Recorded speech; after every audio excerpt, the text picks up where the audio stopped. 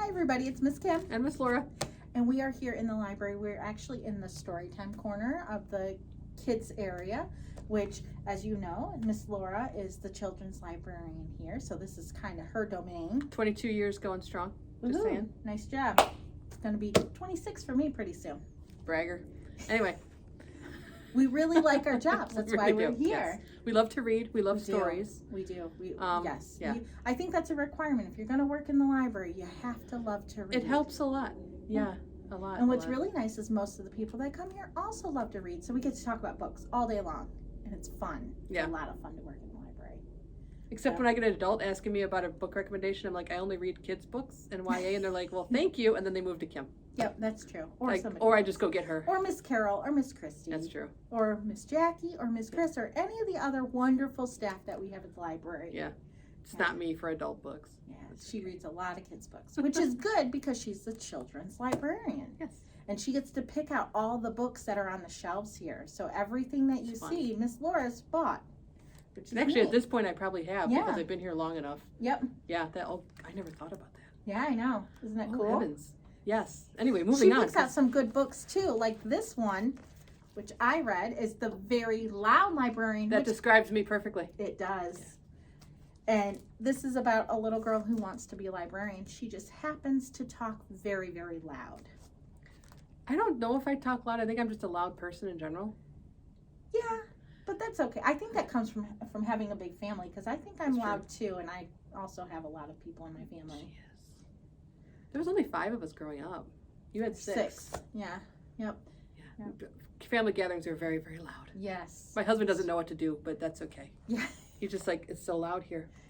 But it makes it fun. It does make it fun. What did you read? We're going to tell you what I read now. It's called A Delicious Story. It's all about a mouse and another mouse. A little mouse wants a story, and the big mouse ate the story. And then they had to figure out how to retell it. Oh, dear. That's probably not the best description in the world, but I really enjoyed reading it, and I think you will too. Yeah. So next time you come to the library, maybe you can check out one of these books or one of the many other books that Miss Laura has purchased for the library. I like how you keep plugging me. This is great. Thank you. We'll see you soon. Bye. Bye. A Delicious Story by Barney Salzberg.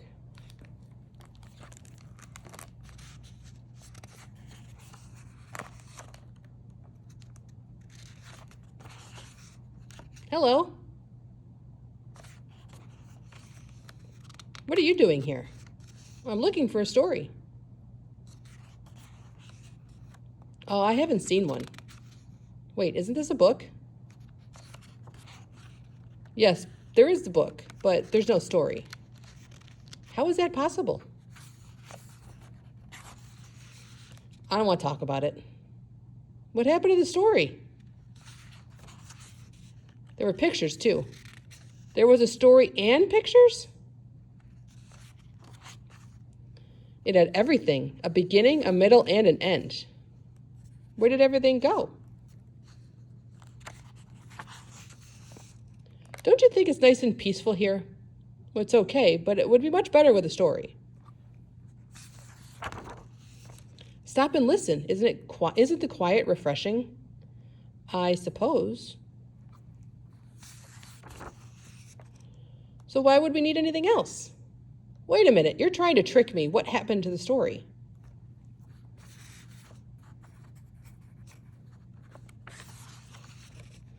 I couldn't help myself. I was hungry. You ate the story and the pictures? Yes, and what a delicious story it was. Maybe I can make up a new one for you. I would like that. Give me a minute to think. Okay.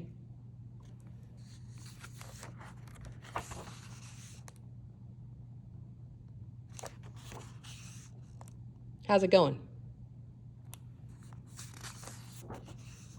I'm not so sure.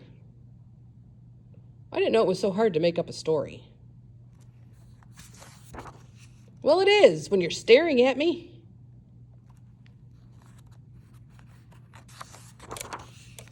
How do you expect me to make up a story while you watch? Well, if you hadn't eaten the story, you wouldn't have to make up a new one.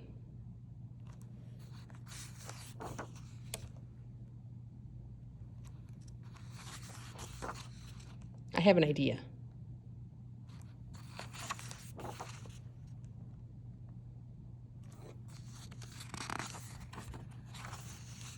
I need to be alone when I create. Alone, by myself. Now I don't have a story and I don't have you. Wait, that's it.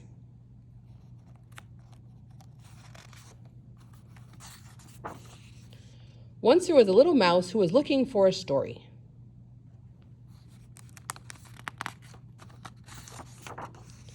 But a big mouse had eaten it all up, so there was no story to be found. And even though the little mouse didn't find a story, he did make a new friend, the end. That is a story, but I don't want it to end there. Where do you want it to end? I like surprise endings. Surprise! Hooray! That was a surprise ending to a great story.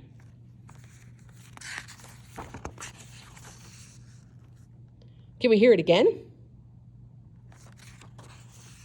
Please, please, please, please, please, please.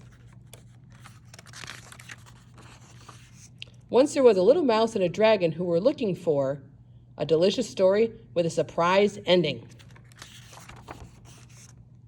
Is that the end of the book? Yes, we can read it again. Will there be cookies? The end. The Loud Librarian by Jenna Beatrice. It's Monday, said Mr. Park. Time to select our new student librarian. Penelope teetered on the edge of her seat. This week's student librarian is Penelope. Penelope nearly fell over. She had prepared all year for this moment.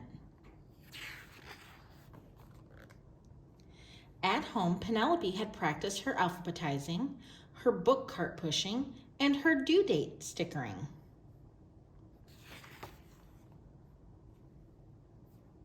Penelope was perfect for the job.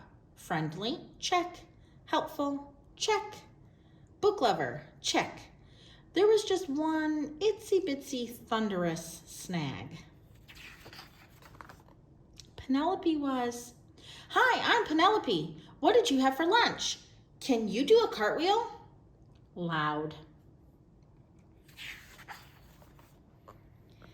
Even the International Space Station registered Penelope's vocal cords. "Hello up there, do you like ice cream?" Extraterrestrials? Nope, just Penelope. But nothing could stop Penelope from her dream of becoming a librarian.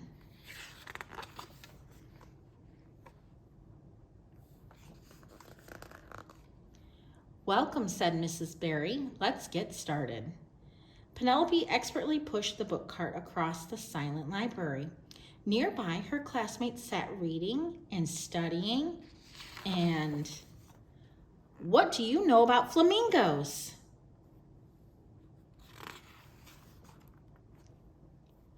That's okay, said Miss Barry, but remember, libraries need library voices.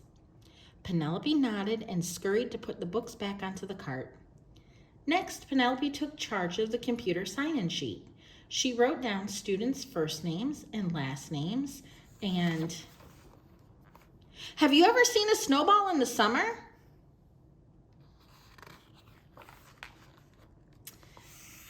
Oh dear, said Miss Barry. Remember, library voices are quiet.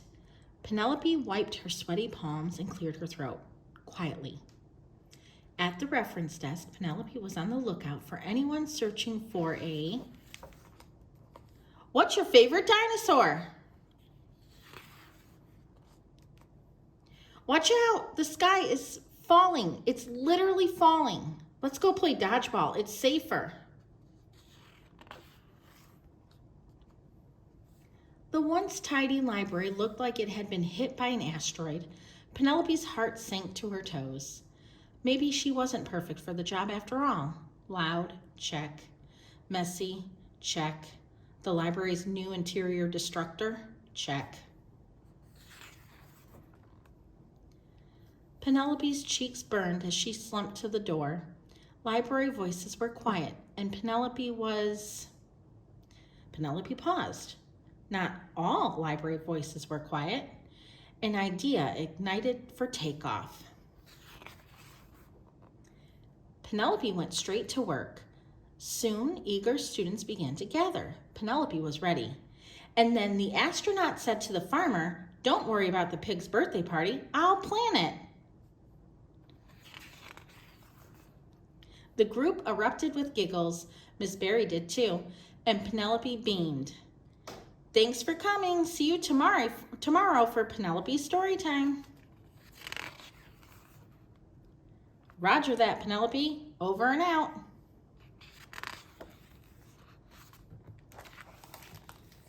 The end.